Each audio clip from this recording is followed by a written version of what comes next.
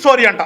విచిత్రమైన పదాలు, ఎందుకంటే మనకు విచిత్రమైన పదాలన్నీ కూడా వైఎస్ఆర్ పార్టీలో నుంచి వస్తాయి. క్విట్ ప్రోకోల్ అని రకరకాలు చూసాం కదా. విచిత్రమైన పదాలన్నీ కూడా వాళ్ళ దగ్గర నుంచి వస్తాయి. ఇవాళ క్రెడిట్ స్టోరీ అంట. అంటే మినిమం ఒక రాజకీయ నాయకుడికి ఉండవలసిన లక్షణం మీరు లేదంటానికి మీరు మాట్లాడిన నిన్న మీరు పదం ఉపయోగించారే ఆ క్రెడిట్ స్టోరీ అనేది. ప్రభుత్వం అనేది ఎప్పుడు కూడా కంటిన్యూస్ ప్రాసెస్. 5 సంవత్సరాలకు ఒకసారి ప్రజా తీర్పు కోరుతాం.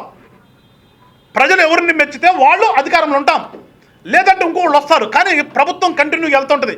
ఈ టైంలో మొదలుపెట్టినటువంటి ఏమన్నా ఉంటే అవి నెక్స్ట్ కంటిన్యూ అవ్వాలి. అది సిస్టమ్. అది అసలు ఆ సిస్టమ్ తెలియనటువంటి నువ్వు అంతకంటే ఏం మాట్లాడతావు?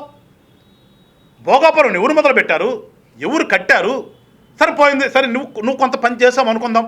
నీ టైంలో అది ఓపెన్ కాలేదు, ఇవాళ ఓపెన్ అయింది.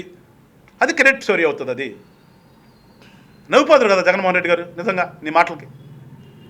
ఎందుకంటే మీకు తెలియదు గవర్నమెంట్ యొక్క కంటిన్యూస్ ప్రాసెస్ అంటే నీకు తెలియదు. నీకు శంకుస్థాపన చేసిందట, మళ్ళీ శంకుస్థాపన చేసి మళ్ళీ శిలాఫలకాలు పెట్టుకుని ఉంటాడు. ఘన చరిత్ర తమరది.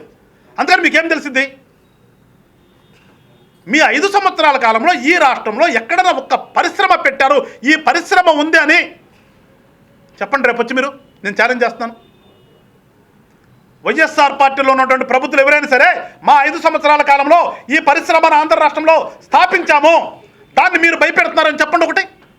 నేను అమ్మ లాస్ట్గా డ్రాయర్ల కంపెనీని కూడా భయపెట్టి పంపించారు కదా బాబు. మీరు దేని వదిలి పెట్టారు? మీరు ఉన్నటువంటి కియాని ఎన్ని రకంగా ఇబ్బందులు పెట్టారు. ఒక ప్రతిష్టాత్మకమైనటువంటి కియా పరిశ్రమని ఎన్ని ఇబ్బందులు పెట్టారు మీరు. ఏది అసలు మీ హయాంలో? అంతకుముందు 14-19లో ఎంఓఏలు చేసుకున్నటువంటి కంపెనీలు మొత్తాన్ని పారదోలారు కదా మీరు. ఒక్కటంటే ఒక్కటే ఇదిగో మా హయాంలో ఈ పరిశ్రమ వచ్చింది అని చెప్పే ధైర్యం మీరు చేస్తారా? చేపల మార్కెట్, మటన్ మార్కెట్, మీ దృష్టిలో అవి పరిశ్రమలు. ఇవి చెప్పడానికి మీరు ఒక ఎక్స్ సీఎం హోదాలో వచ్చి ప్రెస్ మీట్లు పెడతారు.